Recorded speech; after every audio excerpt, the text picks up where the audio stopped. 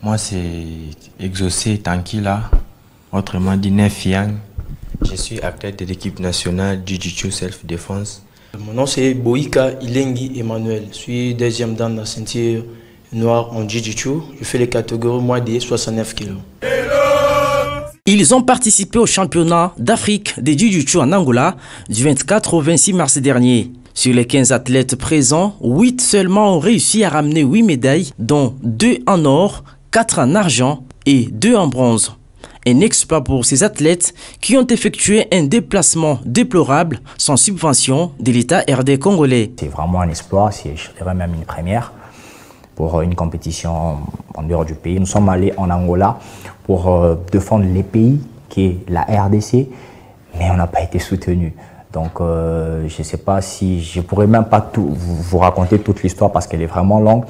Mais si je peux vous dire, le point choquant, c'est qu'on a même dormi dehors. Le premier jour quand nous sommes arrivés en Angola, nous avons passé une nuit dehors. Pourquoi? Parce qu'on n'avait pas assez pour pouvoir réserver l'hôtel. Pour partir déjà c'était compliqué. Pour revenir c'était très compliqué. On n'avait pas d'argent. C'est même la fédération angolaise qui nous ont aidés pour beaucoup de choses. Ils nous ont pris en charge, je dirais quoi, les tests Covid, ils nous ont pris en charge les bus pour pouvoir quitter, comment on appelle ça, Luanda, à Lufu. Et quand on arrive à Lufu, ça c'est au retour. Quand on arrive à Lufu pour rentrer à Kinshasa, on n'est pas dessous.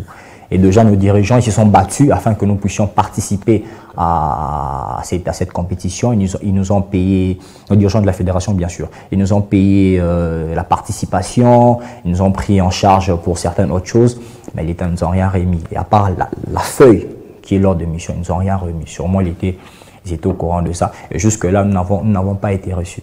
Nous n'avons pas été reçus.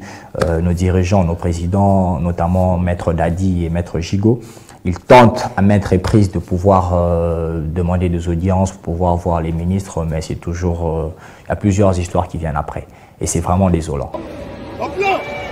Abandonnés à leur triste sort, et après plusieurs tentatives de demande d'audience sans succès au ministre des Sports et Loisirs Serge Nkondé, ces derniers lancent un cri d'alarme au président de la République, Félix-Antoine Tshisekedi. Je dirais bonjour Monsieur le Président, nous sommes vos enfants, nous sommes vos athlètes. Nous avons pu participer à une compétition africaine à Luanda et la seule chose que nous déplorons, c'est le manque de considération, si on peut l'appeler comme ça. Nous n'avons pas été reçus par vous, or à ce que je sache, nous sommes censés être reçus par vous parce que nous avons remporté 2 médailles.